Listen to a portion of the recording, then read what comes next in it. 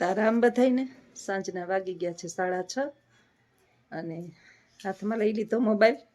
ગાંધીજીના ચોથા વાંદરા બની ગયા. હાથમાં મોબાઈલ આવે ને એટલે ગાંધીજીનો ચોથો વાંદરો.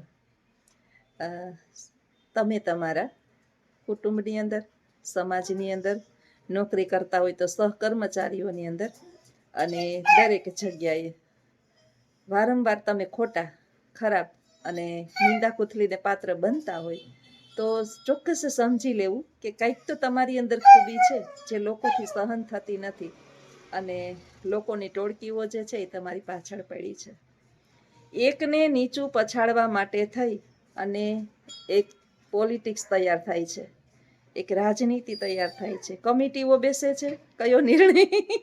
કુટુંબની કમિટી હોય કે સહકર્મચારીઓની કમિટી હોય, સહકર્મચારીઓના ચમચાઓની કમિટી હોય, પછી કુટુંબનામાં એકાદા એક બે આવા હોય જ જે બધે જે છે એ સોશિયલ મીડિયા દ્વારા નિંદા કુથલી કરી કરી કરી અને આપણા એટલા બધા પાપ ધોઈ નાખે. કારણ કે સમાજની અંદર જે છે ને સવાલોમાં ઘેરાયેલો માણસ સારો માણસ વધારે પડતો હોય છે અને આવી સવાલોથી ઘેરાવાથી, નિંદા કુથલીઓથી અથવા તો તમારી વારંવાર ચર્ચાઓ થતી હોય તેનાથી ડરવું નહીં. કારણ કે ચર્ચાઓમાં ઘેરાયેલો માણસ કંઈક તો સમાજની અંદર એવું કરે છે કે જે લોકોથી સહન થતું નથી. અથવા તો ક્યારેક ક્યારેક આપણે નિંદાને પાત્ર એટલા માટે બનતા હોઈએ છીએ કે લોકો જે છે ને આપણા જેવા બનવા ઈચ્છે છે, સમાજની અંદર પોતે પોતાનું સ્થાન લેવા ઈચ્છે છે, પોતે કંઈક ને કંઈક એવું બતાવવા ઈચ્છે છે, પરંતુ એ ત્યાં પહોંચી શકતા નથી. જ્યારે જ્યારે માણસ આપણી જગ્યાએ પહોંચી નહીં શકે ને ત્યારે ત્યારે એ સામ, દામ, દંડ અને ભેદ આ ચારનો ઉપયોગ કરશે. પહેલાં આપણી સાથે મીઠું મીઠું વર્ત બોલશે, આપણે છતાંય આપણા નહીં કરી શકે એટલે રહસ્યમય વાતો કરશે, બે મોઢારી બંબોઈ બનશે, બે બાજુ ઢોલકી વગાડવી. આપણે ઓલરેડી ઓળખતા હોઈએ છીએ કારણ કે પુત્રના પારણામાં અને વહુના બારણામાં પુત્ર જન્મે ત્યાંથી ખબર પડી જાય કે આ કેવો થશે અને વહુ ઘરના બારણામાં આવે ત્યાંથી ખબર પડી જાય કે આપણા ટાલકામાં તેલ નાખશે કે નહીં. એટલે આપણે લગભગ એમાંય પરિપક્વ થઈ ગયા પછી તો સમાજના લગભગ લોકોને આપણી સામે વાત કરે ને ત્યાંથી ઓળખી જતા હોય કે આની વાતની અંદર કંઈક રહસ્ય છે. તો આપણી જગ્યાએ ના પહોંચી શકતા હોય અને આપણું સ્થાન ના લઈ શકતા હોય, આપણા જેવું કંઈ કરી ન શકતા હોય એટલે વારંવાર આપણી નિંદા કુથલી કરે. નિંદા કુથલીથી ધરાય નહીં, એકલાથી પોતે ન પહોંચી વળે એટલે કમિટીઓ રચે. ક્યારે આવી ગયા અમારે રાયડું નાખતા નાખતા જ્યાંથી આવે ને ત્યાંથી ગાયું, કૂતરા, સારું હજી તો કૂતરા પહોંચતા નથી, ભૈયા નહીં તે સારું. મને તમારા વિડિયાની અંદર તક દખલ પડે, ચાનીએ ચાલુ મંદી આ કા હું કરે. આવું હોય તો પાવના જો બતાવું, જ્યાંથી આવા બે પાવના કોથરા, બે ત્રણ કોથરા હાથમાં હોય. પછી ઓલી તમે ચકલા ચણ માટે ઓલા ચોખા મેં કેદીના રાખ્યા હતા એ લઈ ગયા કે હજી નથી લઈ ગયા? હે? અને જો અમે કચરા પોતા કર્યા ને જો ને ઢોરી નાખ્યું. જો હવે વાંધો નહીં, એને ખાવા દો, એને ખાવા દો, એને ખાવું એક ખાવા દો. ગામા ખાન કૂતરાને ખવડાવો ને મારે ચાપલીને બિસાડીને એને કંઈ ખાવું નથી. ખોટાડી છે એ આમે ઢોયરું ભલે ને અમારે વારવું જ જોઈએ. હવે આને આવે ને એટલે બીજા કૂતરાઓને દે ને એટલે અમારે આ સાપલું છે ને ખેદારું છે, ખાવું નથી ને ખાવા દેવું નથી. અમુક માણસો ના હોય, અમુક માણસોમાં સાપલી જેવા હોય કે ખાવાય નહીં તને ખાવા દવાય નહીં. દુનિયામાં લગભગ 50% ચાપલી જેવા છે. આપને એમ થાય કે માણસ જ આવા છે પણ કૂતરાય આવા હોય. જો ભલે રહ્યો વારી નાખે, ભલે રહ્યો આમે મારે હુપડીમાં ભરવું પડશે.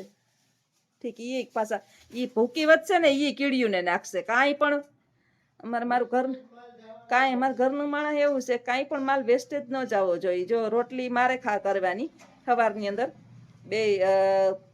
3 ટાઈમની, સવાર, બપોર ને હાંજ, એક ટાઈમમાં જોશ ને આખી બધી રોટલી કરી લે એક જ ટાઈમની અંદર. પછી બપોરે ને હાંજે ને પછી રોટલીને પીંડા બાંધવાની મેળ ન આવે. કૂતરા હું ટાઢું ખાવ તો કૂતરા વળી ક્યાંથી આવ્યા છે?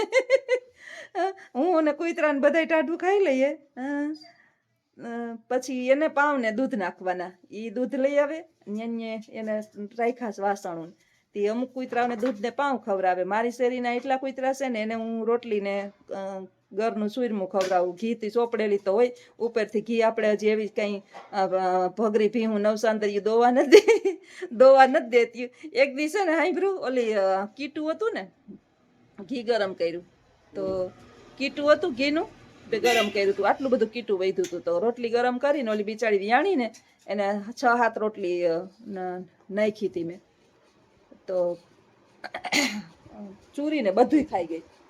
6-7 રોટલી નાખીને અમારે આવ્યા ભેગું જો મને પંખાની જરૂર ન પડી. નાઈને આવીને તેની પંખો ચાલુ કર્યો ને ભળાડ અવાજ આવે.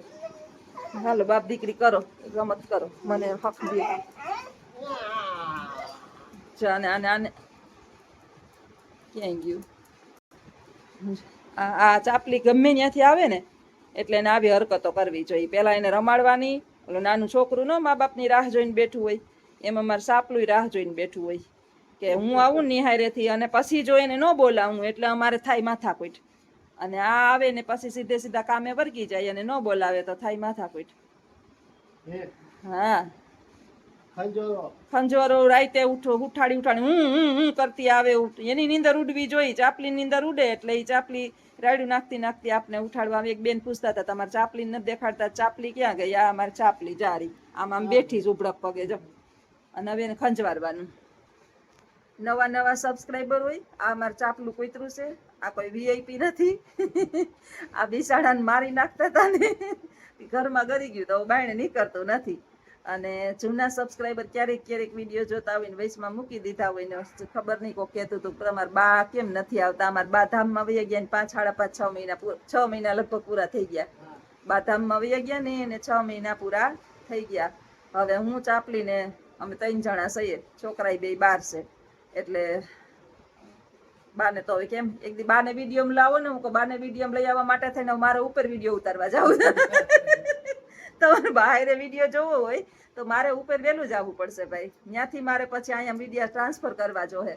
ત્યાં નેટ આવતું હોય ન આવતું હોય હવે એ તો મને ખબર નથી કે બા જ્યાં હોય, અથવા તો બા થોડા ઉપર ને ઉપર હશે. બાએ ક્યાંક જન્મ લઈ લીધો હશે, કે ખારે ઘેર લીધો હોય, કે ક્યાં લીધો હોય તો આપણે જાણતા નથી. કરમ પ્રમાણે જન્મ મળે. તો આવું છે ભાઈ. જિંદગી આમ બાની પૂરી થઈ ગઈ, અમારા બાપુની એની પહેલા પૂરી થઈ ગઈ, પછી મારા બાપાની પૂરી થઈ ગઈ, પછી બાની પૂરી થઈ ગઈ. ક્રમશઃ છે ને જીવનનું ચક્ર હાલે રાખે. ન મારું હાલે કે ન કોઈનું હાલે. આ પૃથ્વી પર રાજાથી રંગ બધાની એક વખત રિટર્ન ટિકિટ કન્ફર્મ છે. એટલે ટિકિટ ક્યારે આવે ને એનું કઈ નક્કી નથી. આવશે એ પાકું છે. ભેગી લઈને આવ્યા પણ આપણે ભગવાન આપણી પાસે બધા પાસે રિટર્ન ટિકિટ છે, કન્ફર્મ છે. પણ ક્યારે આવશે ને એ કોઈએ જાણી નથી. નકર જો આપને ખબર હોય ને તો તમે કે હું કે આ દુનિયાનું કોઈ માણસ આપને કહી દે કે આ સમયે તમારે આ પૃથ્વી છોડવાની છે, તો આપણે એક કામ કરીએ નહીં, બેઠા રહીએ અને મોત પહેલા મરી જઈએ. મોત પહેલા આપણે મરી જઈએ. એટલે ભગવાને જન્મ મૃત્યુ સસ્પેન્ડ રાખ્યા છે, આમાં કઈ હાલતું નથી. તો આવજો બધાય. સીતારામ. મારી વાતો ખૂટશે નહીં. અને કંઈક રસોઈનું વિચારીએ, ધૂપ દીવાનું વિચારીએ. સંધ્યા સમય થતી આવે છે તો આવજો બધાય.